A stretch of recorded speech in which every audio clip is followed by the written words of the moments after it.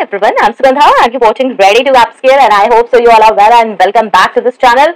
This is a new session 11 and we are doing code on wages 2019, new labor and industrial codes हम discuss कर रहे हैं. Section 11, chapter 4, payment of bonus. Section 31 से 34 के कुछ examples हम discuss करेंगे जिससे हमें सेक्शन 31 से 34 सारी न्यूमेरिकल प्रॉब्लम्स कंप्लीट हो जाएंगी हमारी. ओके, सो चलिए स्टार्ट करते हैं. लेकिन उससे पहले एक छोटा सा रिकैप देख लेते हैं. रिकैप में बस हमारे पास यही है कि सेशन 1 से लेकर 7 तक हमने कंप्लीट किया, चैप्टर 1 से 3 तक सेक्शन 1 to 25 हमने कंप्लीट किए. उसके बाद section 8 to 9 chapter 4 payment of bonus जिसमें हमने सेक्शन 26 से 30 डिस्कस किया. सेक्शन 10 में हमने देखा again chapter 4 payment of bonus section 31 से 34 तक, लेकिन वहां पे हमने खाली बेयर एक्ट डिस्कस किया बहुत सिंपल लैंग्वेज में.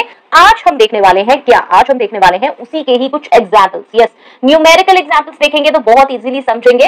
सो make sure to subscribe this channel अगर पहली बार आए हैं और वो क्यूट सा बेल आइकन है उसको जरूर हिट कर दें जिससे ये सेशंस आपको मिल सके. रेडी टू गेट अपडेट तो देख रहे हैं तो यहाँ पे आपको लेनी पड़ेगी मेंबरशिप. कुछ 6-7 सेशंस आपको ऐसे ही मिल जाएंगे और अगर रेडी टू अपस्किल पे देख रहे हैं तो यहाँ पे आप इसे देख सकते हैं.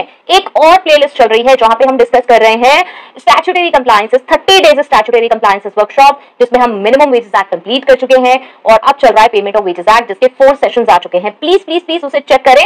रेडी टू गेट अपडेट पे आपको मिल जाएगी.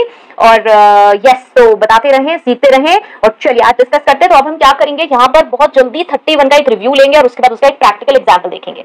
चलिए स्टार्ट करते हैं 31 सेक्शन से. Payment of bonus out of allocable surplus. यहाँ पे हमने बात की थी एलोकेबल सरप्लस से पेमेंट ऑफ बोनस के प्रोविजंस क्या कहते हैं.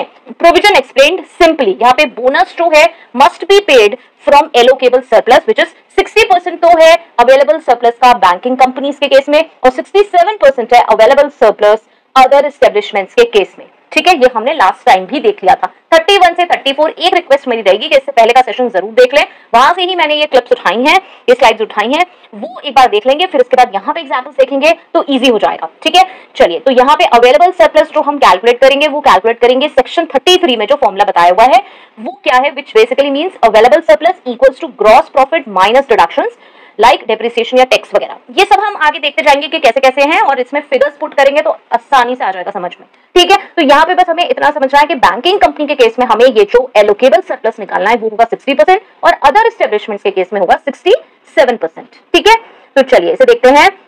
अब आते हैं, सबसे पहले हम देख लेते हैं बैंकिंग कंपनी के केस में. स्टेप बाय स्टेप फॉलो करेंगे इसे. ग्रॉस प्रॉफिट्स फॉर एग्जांपल हमारे पास 10 लाख है. सारी फिगर्स एग्जांपल है.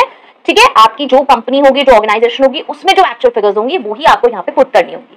ग्रॉस प्रॉफिट हो गया हमारा 10 लाख. डिडक्शंस अंडर सेक्शन 34 क्योंकि हमें वो लेस करनी है, पीछे आपने फॉर्मूला देखा, वो कितनी है